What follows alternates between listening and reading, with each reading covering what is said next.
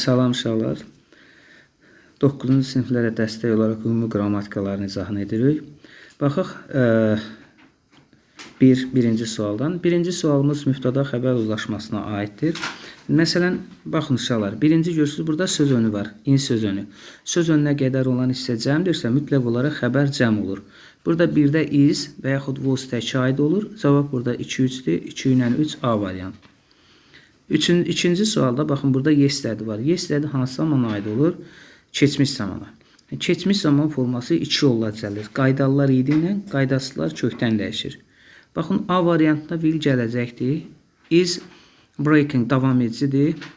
Breaking ikidir. Has bitmişdir. Deməli burada götürəcək boğut keçmişdir. Üçüncü sualda baxın. Only kəmiyyət bölməsinə aiddir. Only FU var. Bir də a little birləşməsi var. Burada çürü təkdə olduğuna görə FU olacaq, a little olacaq. Cavab A variant. Dördüncü sualda compound mürəkkəb isimləri soruşur. Information düzəltmədir. Deməli, teacher sözü düzəltmədir. Monument sözü düzəltmədir. Friendshipdə də ship isimcəldən şəkilsidir. Yəni, burada cavab qalır B variant. Yəni, bizdə B variantında spaceshipdir, battleshipdir, warshipdir. Bunlar ship qəbul etməsinə baxmayaraq mürəkkəb olurlar. 5-ci sualda əvəzlik bölməsinə aiddir. Qayıdış mübtəda ilə uzlaşır. Mənim kompüterim, laptopum can sistemi olduğuna görə burada itself olur. 6-cı sualda baxın. Train qatar cansız isimdir. Whatdan əvvəl isim əvəzlik gəlməz. Who'dur, whom'dur, who'sdur şəxsə, yəni canlıya aiddir. Deməli, bunlarda çıxırıq. Cavab qalır A variant. Sonra, deməli, 7-ci sualda söz önü bölməsinə aiddir. Watch'dan sonra ümumiyyətlə söz önü gəlmir. Listen'da nə ilə işlənir? To ilə. Yəni, burada cavab B variant.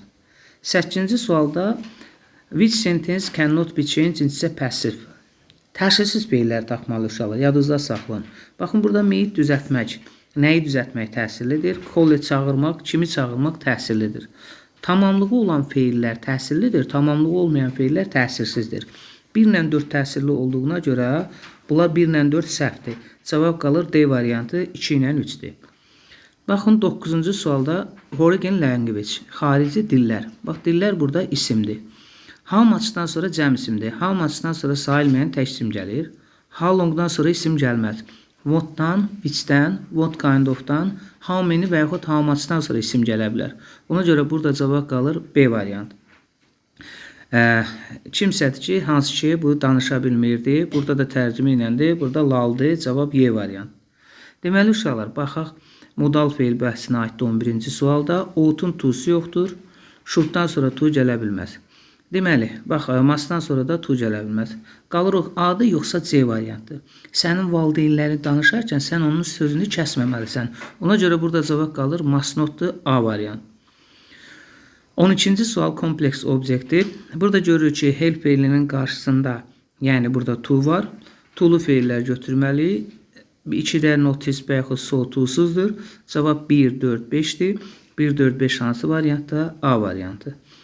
13-cü sual mübtəda xəbər uzlaşmasıdır. 1 doğrudur. Çünki Zeynəmbovdan sonra gələn isim cəm olur. Burada xəbər tək olur. Bəli, burada xəbər təkdir.